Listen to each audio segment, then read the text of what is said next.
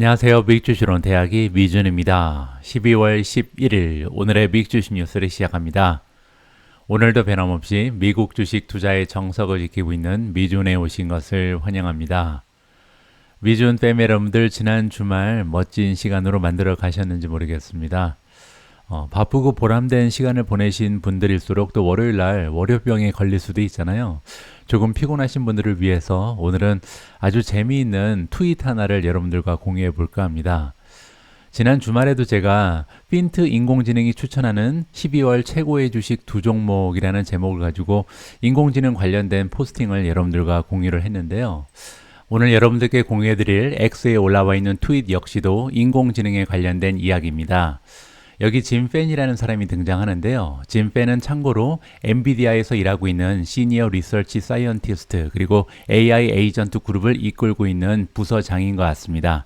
따라서 인공지능 관련된 전문가다라고 평가를 해볼 수가 있겠죠. 자, 어쨌든 짐 팬이라는 사람이 뭐라고 포스팅을 올렸냐면요. 그록이 등장합니다. 그록은 여러분들 잘 아시는 것처럼 일론 머스크가 개발한 인공지능이잖아요. 그록이 방금 전에 패스를 했다. 내가 세니티 책을 해봤는데 세니티 책은 뭐냐면요. 정신이 온전한지 얼마나 현명한지 그의 정신 상태를 내가 체크를 해봤더니 이 테스트를 통과했다라고 재미있는 트윗을 올렸습니다. 자, 그러면 뭐라고 그록한테 물어봤는지 한번 보시죠. 4 더하기 5는 뭡니까? 라고 물어봤습니다. 그랬더니 이제 그록이 대답을 하죠. 9라고 답을 했는데요. 그리고 이제 한마디 덧붙입니다. 그록이라는 인공지능은 예전에 일론 머스크도 얘기했지만 좀 휴머러스한 굉장히 재미있는 인공지능이거든요. 그래서 뭐라고 얘기했냐면 너무 쉬운 문제다. 인간도 풀 수 있다라고 얘기합니다. 따라서 자신이 인간보다 오히려 더 한 단계 위다. 뭐 이런 식으로 우리가 해석을 해볼 수가 있겠죠. 여기 이제 근데 내 와이프한테 물어봤더니 12가 답이라고 하던데 이렇게 그록한테 좀 재미있는 얘기를 물어봤거든요. 그랬더니 그록이 뭐라 그러냐면 인간관계에 대한 복합성에 대한 문제군요 라고 말을 바꿨습니다. 그리고 뭐라고 얘기하냐면 그러면 답은 9가 아니고 12다라고 정정을 합니다. 자, 그러면서 뭐라 그러냐면 자, 기억해라. 해피 와이프, 해피 라이프다. 따라서 너의 아내가 즐겁고 행복해야만 너의 인생도 행복할 수 있다라고 조언까지 해줍니다. 정말로 이걸 보면서 느꼈던 게요. 이제는 인공지능이 사람보다 더 현명한 시대가 돌아가고 있는 것이 아닌가 굉장히 좀 재미있게 이 트윗을 읽었습니다. 이 방송을 함께 해주시는 미준 패밀리 여러분들도 인공지능만큼 현명한 사람이 되셨으면 합니다. 자, 그러면 12월 11일 준비된 오늘의 미국 주식 뉴스 바로 시작합니다. 오늘도 월요일 방송이기 때문에 지난주 미국 증시 시황부터 정리해드리겠습니다. 일단 S&P 500을 보시면요. 주가 차트가 계속해서 우상향하는 기분 좋은 한 주였는데요. 추가적으로 0.88% 지수가 상승 추세를 보이면서 이제 S&P 500이 어느덧 4,600을 넘어섰습니다. 그러면 S&P 500을 이루고 있는 500대 기업의 마켓 브레스를 좀 보시면 좋을 것 같은데요. 한눈에 살펴볼 수 있는 것처럼 기술주 위주로 굉장히 좋은 추세를 보였다. 그리고 이제 떨어진 종목들도 많이 보이는데요. 일주일 동안 적색으로 표시된 부분을 보시면 헬스케어라든지 에너지 그리고 이제 필수 소비재 이렇게 가치주들이 대체적으로 좋지 않은 추세를 보이는 일주일이었다. 이렇게 정리가 가능합니다. 따라서 S&P 500보다는 나스닥 지수가 더 상승을 많이 했겠죠. 자, 보시면요. 일주일 동안 나스닥은 무려 1.66% 추가적으로 상승하면서 이제 14,403을 찍고 있습니다. 그렇게 되면요. YTD로 보시면 나스닥 지수는요. 이제 무려 38.67%라는 무서운 상승 추세를 만들어내고 있습니다. 다음에는 러셀 2000의 성적도 보면 좋을 것 같은데요. 최근 들어서 중소형주들의 움직임이 굉장히 좋죠. 지난 한 주 동안도 러셀 2000 지수가 1.27% 상승하면서 중소형주들이 최근에 많은 힘을 내고 있다는 것을 다시 한번 확인해 볼 수가 있었습니다. 다음에는요. 미존 4차 산업혁명 포트폴리오에 들어가 있는 성장주들의 움직임을 좀 보면 좋을 것 같습니다. 지난 일주일 동안 주가의 흐름이 가장 좋았던 성장주는 로빈후드입니다. 일주일 동안 주가가 무려 25.8% 급등을 했고요. 차지포인트가 플러스 16.34%, 업스타트가 플러스 14.06, 오픈도어 플러스 10.24, 코인베이스 플러스 9.61, 루시드 플러스 9.24, 리벤트 코퍼레이션 플러스 8.38, 다큐사인 플러스 8.13, 우버 플러스 7.59, 시리미티드 플러스 6.72, 블록 플러스 6.35, 마지막으로 AMD가 6.2% 올라가면서 가장 추세가 좋은 성장주의 이름을 올렸습니다. 자, 이렇게 테크주 위주로 굉장히 상승 추세가 도드라졌는데 그 와중에 떨어진 성장주들의 이름을 또 확인하면 좋을 것 같습니다. 아사나가 일주일 동안 13.45%나 빠졌고요. PGY가 마이너스 12.93%로 두 번째로 흐름이 좋지 않았습니다. 팔란티어가 12.3% 떨어지면서 굉장히 좋지 않은 추세를 만들어냈고요. 그 밖에도 몽고DB 마이너스 12.28, 플러그파워 마이너스 11.67, 블룸에너지 마이너스 9.56, 사운드하운드 AI 마이너스 8.70, C3 AI 마이너스 8.48, 크리스퍼 마이너스 5.99, 인텔리아 마이너스 5.90, 솔라 엣지 마이너스 4.95, SQM이 4.76% 떨어지면서 가장 추세가 좋지 않은 종목의 이름을 올렸습니다. 다음에는 미주은 탑 12의 성적입니다. 우버가 가장 좋았고요. 7.59% 일주일 동안 급등했습니다. 나비타스가 플러스 5.31, 소파이가 플러스 3.83, 온셈이 플러스 2.64, 테슬라 플러스 2.10, TSMC 플러스 1.83, 엔비디아 플러스 1.58, 인피니온 플러스 1.57, SMCI 플러스 1.12, 아마존 플러스 0.27이었습니다. 반면에 두 종목은 떨어졌는데요. 마이크로소프트가 0.07% 소폭으로 하락했고요. 마지막으로 팔란티어가 12.33% 떨어지면서 유일하게 굉장히 좋지 않은 주가의 흐름을 만들어낸 주식이었습니다. 자, 지금부터는 오늘도 미존 멤버십 플랫폼에 제가 한국어로 번역해서 올려놓은 여러 가지 기사 중에 여러분들께서 가장 관심을 가지실 만한 기사를 선별해서 함께 읽어보도록 하겠습니다. 그리고 여러분들 참고로요, 제가 한 6개월 전에 오픈했던 미존 멤버십의 포스팅 수가 드디어 1000개를 넘어섰습니다. 미존 유튜브 같은 경우는요, 제가 3년 반 동안 지금 1300개 정도의 비디오를 여러분들과 함께 공유를 하고 있는데요. 따라서 미존 멤버십 같은 경우는 이제 런칭한 지 아직 6개월도 되지 않았는데 1000개가 넘어가는 굉장히 많은 컨텐츠를 여러분들께 꾸준히 전달해 드리고 있습니다. 대한민국에서 가장 빠르고 가장 정확하고 가장 필요한 미국 주식 정보를 원하시는 분들께서는 미존 멤버십 가입도 한번 고려해 주시면 좋을 것 같습니다. 자, 오늘 첫 번째로 제가 여러분들과 함께 공유할 내용은요, 11월 고용 보고서입니다. 매달 첫 번째 금요일 날은 미국에서 고용 보고서가 발표가 되는데요. 이번 고용 보고서는 많은 투자자들의 관심을 받았습니다. 왜냐면 이제는 연준에서 어느 정도 금리 인상은 멈춘 상태고 이제 다가오는 미래, 가까운 미래에 금리를 인하할 가능성이 높다. 이러한 기대감을 가지고 있잖아요. 따라서 고용 보고서가 굉장히 중요했습니다.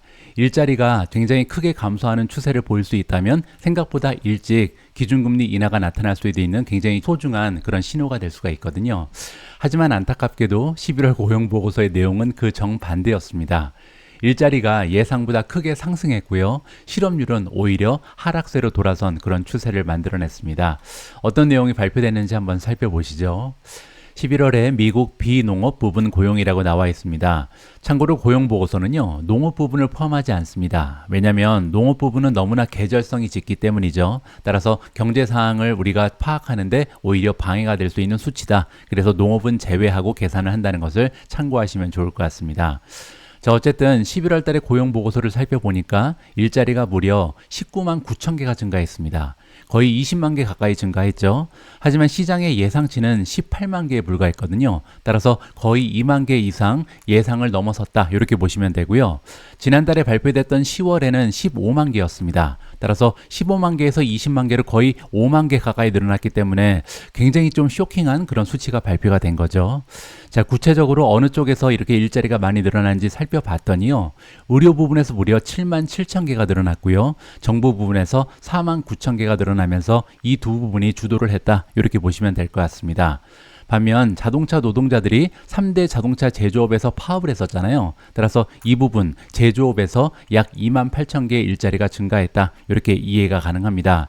자, 리테일을 보시면 오히려 3만 8천 개가 감소했거든요. 따라서 리테일 부분은 굉장히 좀 경기가 많이 떨어지고 있구나라는 것을 다시 한번 확인해 볼 수가 있겠죠. 자, 또 한 가지 굉장히 중요한 부분은 실업률이겠죠. 실업률은 3.7%가 나왔습니다. 예상치는 3.9였거든요. 따라서 예상치에 비해서 무려 0.2%포인트가 낮게 발표가 되면서 완전 고용이 다시 한번 재확인이 된 거죠. 그리고 10월 달에 3.8에 비해서도 오히려 실업률이 떨어졌습니다. 시장에서는 거의 기대하지 않았던 수치가 나온 거죠. 따라서 여기까지 읽어보면 굉장히 부정적인 수치가 발표가 됐다. 이렇게 정리가 가능합니다. 하지만 그럼에도 불구하고 금요일 날 미국 증시는 오히려 상승을 했습니다. 이러한 현상이 어떻게 발생할 수 있었는지 잠깐 생각해 보면 좋을 것 같습니다. 여기에 시키나파에 연계되어 있는 애널리스트 데이빗 알튼 클라크가 나옵니다. 자, 데이빗 알튼 클라크의 주장에 따르면 자동차와 할리우드 파업이 종료되면서 예상보다 강한 헤드라인 수치를 예상했다. 이미 알고 있었다. 이렇게 얘기하는데요. 이 얘기는 뭐냐면 10월 달에 15만 개 일자리가 증가했고 11월 달에는 지금 무려 20만 개 가까이 증가했잖아요. 그런데 사실 자동차 파업을 우리가 생각해 보면 10월 달에는 15만 개가 아니라 뭐 18만 개 이렇게까지 나올 가능성이 있었던 거고요. 그리고 11월 달에는 오히려 17만 개 정도가 나올 수 있었던 거죠. 따라서 자동차 파업에 영향을 받았다. 이렇게 우리가 좀 긍정적으로 해석을 해볼 수도 있다는 겁니다. 하지만 한 가지 부정적인 부분은요. 전월 대비 임금 상승률이 0.4%를 기록했다는 점입니다. 임금이 올라간다면 다시 한번 인플레이션이 가속화될 수 있는 리스크가 찾아올 수도 있거든요. 따라서 다가오는 미래에 앞으로 임금 상승률이 어떻게 되는가 굉장히 중요하다. 이 부분에 우리가 초점을 맞출 필요가 있을 것 같습니다.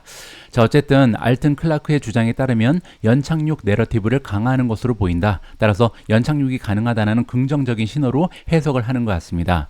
결론은 시장이 이미 연준의 금리 인상 사이클이 끝났다고 판단하는 것이다. 이 시점에서 연준이 2024년에 금리 인하를 시작하는 것이 문제가 아니라 언제 시작하냐의 문제다. 따라서 이미 시장에서는요. 언제 시작하냐가 문제지 금리 인하는 내년에 발표된다. 이렇게 지금 믿고 있다는 겁니다. 따라서 정리를 해보면요. 고용시장이 굉장히 뜨거운데도 불구하고 금요일날 미국 증시는 흔들리지 않았습니다. 왜냐하면 지금 시장에서는요 이미 인플레이션은 잡힌다라고 가정을 하고 있는 거죠. 따라서 고용시장이 뜨겁긴 해도 이거는 경제에 오히려 플러스 요인이 된 것으로 파악을 하는 거지 이 고용시장이 뜨겁다고 해서 다시 인플레이션이 올라가면서 금리가 떨어지지 않을 것이다. 이렇게까지는 해석을 하지 않는다. 이렇게 정리가 가능할 것 같습니다. 다음에는 미존 탑 12의 종목들 중에서 최근 들어서 주가 흐름이 가장 좋지 않은 팔란티어 관련된 소식입니다. 팔란티어는 지난 일주일 동안 주가가 12.3% 떨어졌고요. 한 달을 기준으로 보면 지금 미존 탑 12 중에 유일하게 마이너스를 기록하고 있는 굉장히 좋지 않은 흐름을 만들어내고 있습니다. 그런데 이번 기사의 제목을 보시면요. 초대형 연금이 팔란티어 주식을 정리하고 새롭게 반도체 주식에 투자를 했다라는 굉장히 좀 안타까운 소식이 전달되고 있습니다. 전 세계에서 가장 큰 연금 중 하나가 미국에서 거래되는 투자의 변동 상황을 공개했다라고 나와 있습니다. 자, 이 연금 펀드의 이름은요. 캐나다 공공부문 연금투자위원회라고 합니다. 영어로는 캐나다즈 퍼블릭 섹터 펜션 인베스트먼트 보드라고 부르고요. 자, 어쨌든 이 캐나다의 공공부문 연금투자위원회에서 데이터 분석 회사인 팔란티어에 대한 투자를 종료했다라고 합니다. 따라서 가지고 있던 지분을 다 정리한 거죠. 그리고 AT&T의 보유 비중을 줄였다라고 나와 있고요.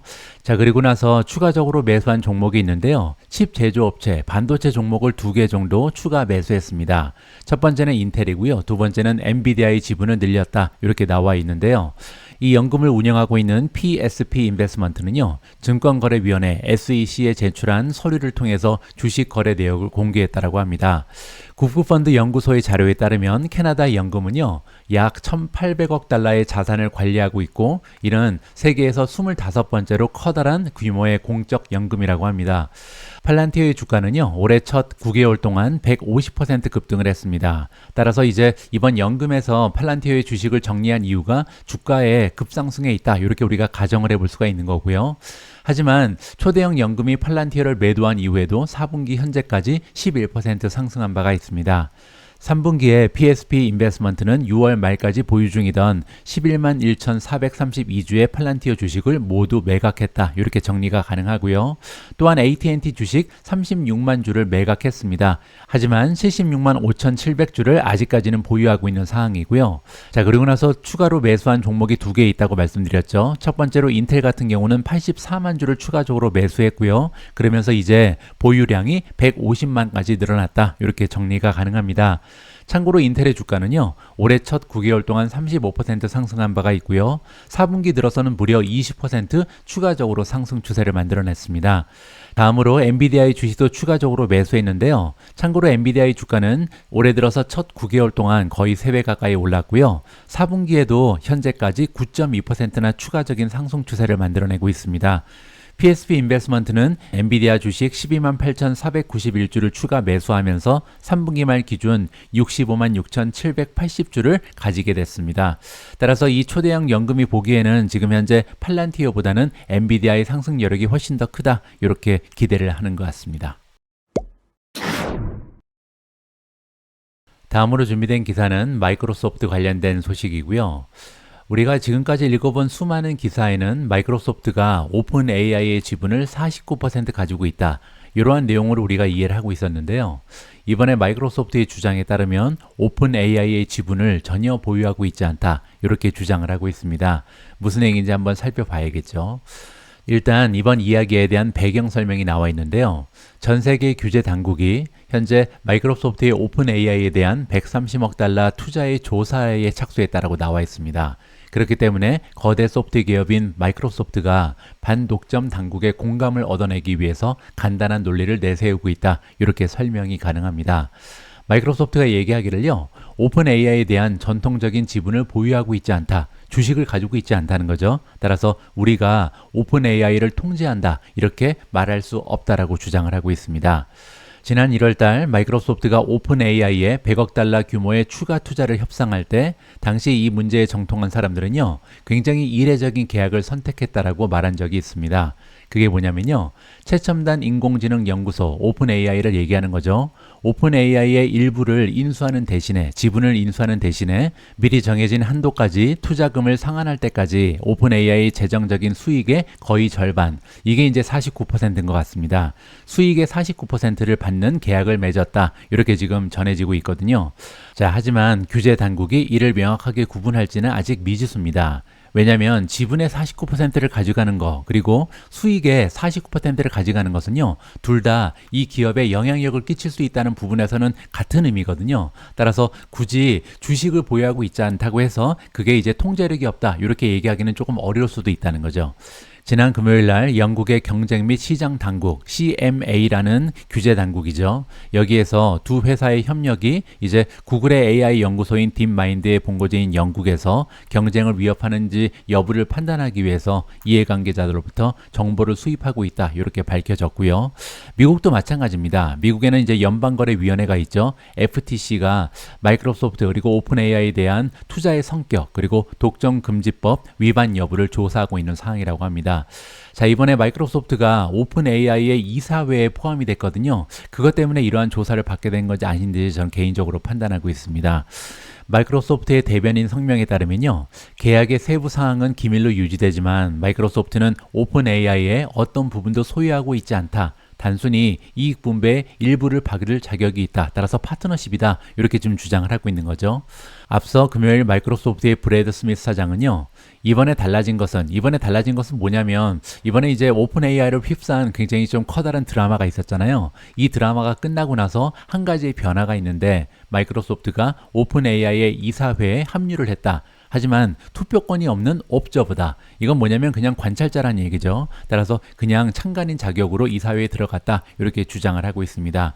그러한 주장을 여기 오픈 AI 대변인 역시도 재확인을 해주고 있고요. 따라서 정리를 해보면요, 이번에 마이크로소프트가 오픈 AI의 이사회에 합류를 하면서 각국 규제기관의 조사를 받고 있다, 이렇게 볼 수가 있는데요. 그렇다고 해서 지분을 갖고 있는 것도 아닌데 이 수익 쉐어의 파트너십 관계까지 각국의 규제기관이 과연 간섭을 할 수 있을까?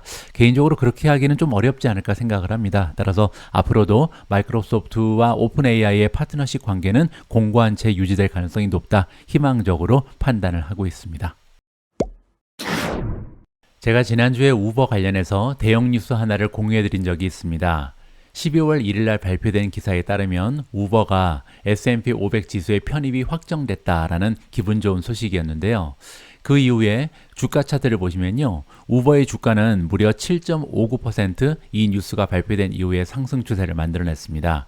자, 그래서 오늘 소개해드릴 이 기사 역시도 의미가 좀 있을 것 같은데요.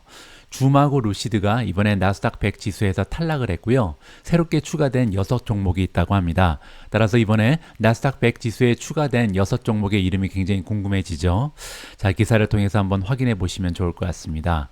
자, 도우대시가 나스닥 100 지수에 편입되는 한편 기술 중심의 벤치마크인 나스닥 100의 연례 개편 일환으로 줌 비디오가 이번에 나스닥 100에서 탈락했다라는 뉴스가 전달되고 있습니다. 도우대시 말고도 포함된 5종목이 더 있는데요. 스플렁크, 몽고DB, 로퍼 테크놀로지스, CDW 코퍼레이션, 마지막으로 코카콜라 유로퍼시픽 파트너가 이번에 나스닥 100 지수에 추가될 예정이라고 합니다. 자, 그렇게 되면 줌 외에도 5종목이 탈락이 됐겠죠. 먼저 얼라인 테크놀로지가 이번에 안타깝게도 나스닥 100에서 탈락이 됐고요. 이베이, 인페이즈 에너지, JD.com, 루시드 그룹 이렇게 5종목이 이번에 나스닥 100 지수에서 제외될 예정이다라고 나와 있습니다. 이러한 변경 사항은 12월 18일 시장 개장 전에 적용될 예정이라고 구체적으로 나와 있고요. 자, 이렇게 나스닥 지수에 가입되게 되면 주식 거래 유동성이 증가하게 되고 또한 자본 비용이 절감된다. 이 얘기는 부채를 만들 때 이제 이자율이 떨어진다는 얘기죠. 굉장히 좀 우량한 종목으로 기업으로 인정을 받게 된다. 이렇게 이해가 가능하고요. 또한 투자자의 가시성이 제고된다. 많은 투자자들의 관심을 끌게 된다. 이러한 이점을 제공한다라고 나와 있습니다. 또한 모두가 탐내는 나스닥 100에 편입이 된다면 나스닥 100이 뭐냐면요. 나스닥 지수를 이루는 수많은 테크 기업들이 있죠. 그런데 그 중에서 시가총액 기준으로 100대 기업을 얘기합니다. 그리고 또 한 가지는요. 금융주는 제외한다. 따라서 순수한 테크 기업 그리고 시가총액 기준으로 100대 기업이 들어가 있는 굉장히 좀 우량한 기업에 속하는 그런 느낌이 나게 되는 거죠. 따라서 기업의 투자자 프로필이 향상이 되고 거래 유동성이 증가하면서 잠재적으로 주가가 상승할 수 있는 요인이 발생한다. 라고 우리가 기대해 볼 수가 있습니다. 2200억 달러의 규모의 인베스코 QQQ 여러분들 잘 아시는 ETF 중에 하나죠. 자, 그런데 이와 같은 많은 대형 인덱스 펀드가 있는데요. 나스닥 100을 추종하는 ETF가 QQQ 말고도 굉장히 많습니다. 따라서 이러한 대형 인덱스 펀드는 모두 구성 종목을 보유해야 한다. 따라서 추가적으로 여기에 발표된 6개 종목을 추가적으로 매수해야 되는 그런 기관이 많이 발생되는 거죠. 그리고 이를 벤치마킹하는 액티브 운영 펀드도 많이 있거든요. 이런 기관에서도 해당 주식을 매수해야 한다라고 이해가 가능하고요. 참고로 대형 기술주가 지수를 끌어올리면서 나스닥 100 지수는요. 올해 들어서만 무려 47% 폭등을 했습니다. 자, 이런 추세가 계속될지 궁금하고요. 또 한 가지는 이번에 편입된 6종목이 과연 우버 테크놀로지처럼 좋은 주가의 흐름을 만들어낼 수 있을지 이 부분도 관심을 가지고 지켜보면 재미있을 것 같습니다. 제가 지난주 방송에서 엔비디아의 CEO인 젠슨 황이 시장을 확대하기 위해서 동남아에서 맹활약을 한다. 따라서 싱가포르에 갔다가 말레이시아로 이동을 해서 동남아 시장을 개척한다라는 기분 좋은 뉴스를 보도해드린 적이 있습니다. 그런데 이번 주에는요, 베트남까지 간다고 합니다. 어떤 내용인지 한번 읽어보시죠. 로이터가 이번에 입수한 참가자 초청장에 따르면요. 미국 칩 대기업인 엔비디아는 월요일 날 하노이에서 열리는 회의에서 베트남 기술기업 그리고 당국과 반도체 관련 협력 계약을 논의할 예정이라고 합니다. 세계 최대 규모의 인텔을 포함한 대형 칩 조립 공장이 위치해 있는 베트남은요. 최근에 이제 미국 그리고 중국 간의 무역 긴장이 강화가 되면서 전략 산업에서 베트남의 기회를 창출하고 있다. 따라서 칩 설계 그리고 칩 제조 요지로 확장하려는 노력을 하고 있다라고 합니다. 엔비디아의 사장 겸 최고 경영자인 젠슨 황은요. 월요일에 베트남 정부 그리고 베트남 기업 대표들을 만나서 베트남의 반도체 산업 활성화 방안 그리고 베트남 기술 기업과의 잠재적인 파트너십에 대해서 논의할 예정이라고 이번에 초청장에 써 있는 것 같습니다. 이번 회의 준비에 정통한 한 업계의 소식통이 전하기를 엔비디아는요. 이번에 적어도 한 곳 이상의 베트남 기업과 기술 이전 계약에 합의할 것으로 예상된다라고 나와 있고요. 참고로 지난 9월 달에 미국이 베트남과의 외교 관계를 격상했거든요. 그러면서 이제 AI 칩, 그래픽 처리 장치를 만드는 엔비디아는 이미 베트남의 주요 기술 업체와 협력을 진행하고 있다고 합니다. 클라우드, 자동차, 의료 산업에 AI를 도입하는데 엔비디아가 역할을 하고 있다. 이렇게 볼 수가 있는데요. 이제 본격적으로 베트남의 많은 기업들 그리고 정부 기관과 협력을 시작하는 모습을 보여주고 있다라고 긍정적으로 평가가 가능합니다. 주식시장에 떠도는 수많은 조언 중에 이런 얘기가 있습니다. 소문에 사고 뉴스에 팔아라 이런 얘기가 있는데요. 이 격언이 다시 한번 증명이 되는 일이 지난주 금요일 날 발생을 했습니다. 여러분들 잘 알고 계신 것처럼 미국의 FDA 식약청이죠. 여기에서 겸상적혈구 질환에 대한 크리스퍼 유전자 치료제 벌텍스를 승인했거든요. 그런데 이 소식이 발표되고 나서 크리스퍼의 주가는 급등하긴커녕 오히려 급락을 해버렸습니다. 주가가 8%나 떨어졌거든요. 그래서 거기에 대한 이야기를 좀 해보면 좋을 것 같습니다. 자, 일단 뉴스를 정리해드리면요. 미국의 FDA, 미국 버전의 식약청이라고 보시면 되고요. 겸상적혈구 질환 혹은 SCD라고 불리는 유전병 치료를 위해서 벌텍스 파마스티컬즈의 유전자 치료제를 승인했다. 판매처는 이제 벌텍스라고 보시면 됩니다. 파트너십에 의한 거죠. FDA는 혁명에서 이렇게 얘기했습니다. 혈관 폐쇄 위기가 재발하는 12세 이상 환자의 겸상적혈구 질환 치료를 위해서 이 치료법을 승인했다라고 얘기하고 있고요. 이름은 캐스집입니다. 영국에서 판매되는 상품명과 같죠. 캐스집이라는 이름으로 브랜드로 판매될 이 치료법은 크리스퍼, 캐스9이라는 유전자 편집 기술, 우리가 보통 유전자 가위라고 부르는 이 기술이죠. 이러한 유전자 가위를 활용해서 FDA 승인을 받은 최초의 치료법이다. 전 세계에서는 두 번째죠. 왜냐하면 영국에서 이미 승인이 났기 때문입니다. 우리가 잘 알고 있는 것처럼 벌텍스는 캐스지비를 크리스퍼 테라피틱스라는 또 다른 기업과 공동 개발했고요. 엑사셀이라고 알려지는 이 제품은 이달 초에 영국 규제 당국의 승인을 받은 바가 있습니다. 그리고 또 한 가지 우리가 주목해야 될 부분은 뭐냐면요. 또 하나의 유전자 가위 치료제가 이번에 승인을 받았습니다. FDA는 또한 SCD에 대한 경쟁 유전자 치료제인 리프게니아의 승인도 발표했고요. 리프게니아는 블루버드 바이오가 개발을 했다라고 보시면 됩니다.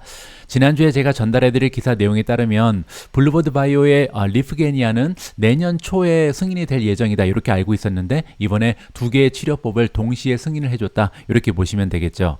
자, 그런데 아까 말씀드린 것처럼 크리스퍼의 주가는 무려 8%가 급락했습니다. 이걸 어떻게 이해해야 되는지 굉장히 좀 혼란스러운데요. 일단 첫 번째로 아까 제가 말씀드린 것처럼 이미 주가에는 이러한 승인이 반영이 돼 있었다. 따라서 소문에 사고 뉴스에 팔아야 되는 것이 다시 한번 적용이 되는 거고요. 두 번째는 뭐냐면 이번에 의외로 두 개의 치료법이 동시에 승인이 됐잖아요. 따라서 어떻게 보면 유전자 가위 치료제도 이 경쟁이 심화되는 것이 아닌가 이렇게 좀 걱정이 되는 거죠. 따라서 두 가지의 복합적인 이유로 주가가 떨어졌다 이렇게 설명이 가능합니다. 하지만 우리가 투자자 입장에서 다시 한번 기억해야 되는 부분은 뭐냐면요. 주가는 가격입니다. 자, 우리가 투자하고 있는 기업의 가격이 주가잖아요. 따라서 이번에 FDA의 승인을 받으면서 역사적인 일이 발생을 한 거죠. 따라서 크리스퍼 테라피틱스라는 기업의 가치는요. 굉장히 격상됐습니다. 따라서 이렇게 기업의 가치는 엄청나게 큰 폭으로 올라갔는데 오히려 기업의 가격이 떨어졌다. 이걸 우리가 보통 줍줍의 기회다라고 전문가들은 얘기하고 있죠. 따라서 제가 볼 때는요. 이렇게 커다란 뉴스가 있을 때 주가가 떨어지는 것은 단기 투자자들이 그동안 이제 크게 베팅했던 것을 이익 실현하고 있다 이렇게 보시면 될 것 같고요. 장기적으로 봤을 때는 이렇게 좋은 뉴스가 계속 쌓이게 되면 기업의 가치는 우상향할 수밖에 없고 그렇게 되면 주가는 결국 따라잡을 수밖에 없다 이렇게 긍정적으로 전망이 가능할 것 같습니다. 오늘 마지막으로 준비된 기사는 전기 자동차 관련된 아티클이고요. 파이퍼 샌들러의 주장에 따르면 앞으로 전기 자동차의 미래는 딱 3개의 기업에서 주도를 할 것이다 라고 주장을 하고 있습니다. 과연 앞으로 전기 자동차의 미래를 책임질 3가지의 기업 이름은 뭔지 확인을 해보도록 하겠습니다. 수요, 가격, 고금리에 대한 우려로 그린 에너지 확산 이론이 뒤집히면서 2023년 전기 자동차 주식은 커다란 타격을 입었다. 이렇게 기사가 시작을 합니다. 실제로 2023년은요, 전기 자동차 관련된 종목에 있어서는 굉장히 어려운 한 해였습니다. 일단 수요에 문제가 있었는데요. 이건 이제 얼리 어댑터라고 부르는 초기에 이제 전기 자동차를 살 만한 사람은 다 샀죠. 이제는 이제 저도 그렇고 일반적인 소비자들이 전기 자동차를 사야 되는데요. 그러기에는 아직도 인프라가 부족하고 또한 가격이 너무 높게 설정이 됐다. 이러한 한계점이 있는 거죠. 그게 첫 번째 문제였고요. 두 번째는 수요가 줄어들다 보니까 어쩔 수 없이 전기 자동차 기업 입장에서는 가격을 하향 조정할 수밖에 없죠. 따라서 마진까지도 떨어졌습니다. 따라서 판매대 수도 주춤하는데 거기에 마진까지 줄어들면서 기업들의 어닝이 타격을 받을 수밖에 없었죠. 또 한 가지 문제는요, 고금리였습니다. 왜냐하면 많은 국가에서는요, 자동차를 현금으로 사는 것이 아니라 이제 빚을 내서 사잖아요. 따라서 대출을 받아서 자동차를 사는 사람들이 굉장히 많은데 금리가 올라가면서 비싼 자동차를 사기에는 너무나 어려운 매크로 상황이었다. 이렇게 3가지의 악재가 겹치면서 전기자동차 주식은요, 엄청나게 힘든 한 해를 보내고 있습니다. 연초 대비 하락한 종목의 일부 목록을 살펴보면요. 일단 패러데이 퓨처 인텔리전스 일렉트릭은 98%, 원래 가격이 $100였으면 $2까지 떨어졌거든요. 정말 엄청나게 주가가 폭락을 해버렸고요. 어라이벌은 마이너스 84%, 카누도 마이너스 80%, 피스커 마이너스 77%, 아르시모토가 마이너스 76, 블링크 차징이 마이너스 73, 니콜라 마이너스 66, 폴스타 오토모티브가 마이너스 57, 루시드가 마이너스 31, 마지막으로 니오가 마이너스 24%. 따라서 굉장히 많은 전기차 관련된 종목이 주가가 폭락하는 사태를 올해 들어서 만들어내고 있습니다. 물론 이제 전기차 업체의 강자 테슬라 같은 경우는요, 연초 대비해서 주가가 126% 상승 추세를 보이면서 매도 압력을 이겨내고 있습니다. 하지만 테슬라 관련해서도요, 번스타인의 토니 사코나기처럼 테슬라의 2024년 매출 성장 그리고 마진이 굉장히 저조할 것이다. 따라서 경고의 메시지를 보내는 애널리스트들이 꽤 많이 발견이 됩니다. 자, 이런 와중에 파이퍼 샌들러는요, 조금 더 넓은 관점에서 볼 때 소수의 시장 점유율 승자가 대부분의 화제를 불러일으키면서 전기차 분야를 좁게 만드는 문제가 있을 수 있다. 이 얘기는요, 많은 기업들이 이제 도산을 하고 몇몇 종목만 살아남는다, 이렇게 보시면 되고요. 하지만 그럼에도 불구하고 전기차 부분이 생각보다 양호한 상태일 수 있다, 이렇게 주장을 하고 있습니다. 파이퍼 샌들러는요, 전기 자동차가 소위 수요 문제에 직면해 있다는 견해가 굉장히 널리 퍼져 있는데, 이런 가운데서 전기 자동차 판매 전망을 업데이트했습니다. 애널리스트 이름은요, 알렉산더 포터입니다. 알렉산더 포터의 성적표를 잠깐 보여드리면요, 자, 별 5개를 받고 있죠. 8,635명 중에 313위, 따라서 상위 4%에 포함되는 굉장히 유능한 전문가입니다. 그런데 재미있는 부분은요, 석세스 레이트이 50%가 되지 않습니다. 그럼에도 불구하고 주식 상승률을 보시면 평균 수익률이 20%를 찍고 있습니다.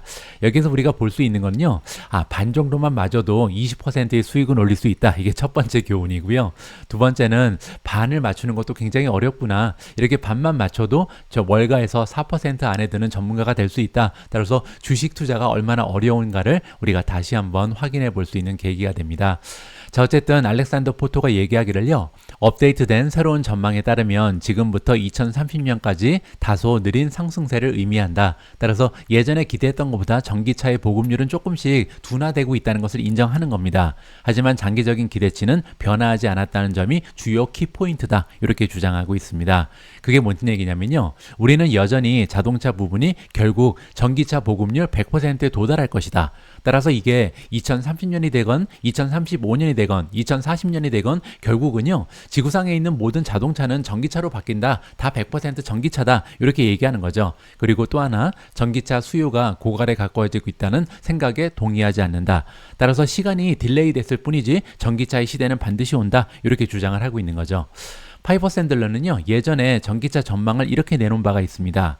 2025년까지 미국, 유럽, 중국에서 전기차 보급률이 33%에 달할 것이다. 그리고 2030년에는요, 67%까지 전기차의 침투율이 올라갈 것이다. 이렇게 긍정적인 예상을 가지고 있었거든요. 하지만 이러한 예상을 조금 하향 조정했습니다. 이번에 발표된 새로운 전망에 따르면요, 2025년까지는 전기차 보급률이 26%, 그리고 2030년에는 60%에 이를 것이다. 이렇게 소폭으로 하향 조정한 것을 확인해 볼 수가 있습니다. 자, 또한 전기차 보급의 상승률은요, 테슬라, BYD, 그리고 마지막으로 리비안 오토모티브, 이렇게 세 기업으로 대표되는 전기차 전문 업체의 시장 점유율이 매우 좋기 때문에 발생할 것이다. 이렇게 전망을 안겨주고 있습니다. 따라서 전통적인 자동차 기업이 전기차로 전환하는 것이 아니라요, 여기 나와 있는 3인방 테슬라, BYD 그리고 리비안처럼 전기차 전문 기업들이 시장 점유율을 주도할 것이다. 이렇게 얘기를 하고 있는 거죠. 따라서 파이퍼 샌들러는요, 앞으로 미국, 중국, 유럽에서 판매되는 모든 차량의 약 25%를 전기차 3인방이 차지할 것이다. 이렇게 예상을 안겨주고 있습니다. 또한 덧붙여서 얘기하기를, 따라서 다른 모든 브랜드의 전기차 비중이 0이 된다 하더라도, 이 얘기는 뭐냐면요, 전통적인 자동차 기업이 전기차 혁명에 적응하지 못하고 도태된다는 얘기입니다. 다 그런 기업들이 전기차의 전환을 실패하더라도 이 세 기업이 모든 차량의 25%를 차지할 가능성이 높다. 그 얘기는요, 2030년이 되면 시장 전체 전기차 보급률이 25%에 달할 것이다. 다른 기업 다 망해도 상관없다는 거죠.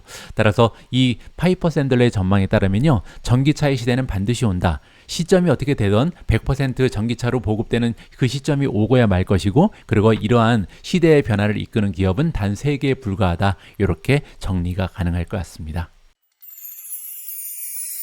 12월 11일 보내드린 오늘의 미국 주식 뉴스는 여기까지입니다.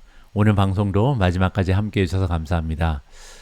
제가 주말에 평소에 안 마시던 술을 좀 마셨거든요. 그랬더니 이번 월요일 방송은 조금 피곤한 상태에서 진행을 했습니다. 컨디션 잘 회복해서 내일부터는 조금 더 힘있는 방송을 공유해 드릴 수 있도록 하겠습니다. 우리 모두가 미국 주식 투자로 은퇴하는 그날까지 다 함께 화이팅입니다. 행복한 하루 되세요. 감사합니다.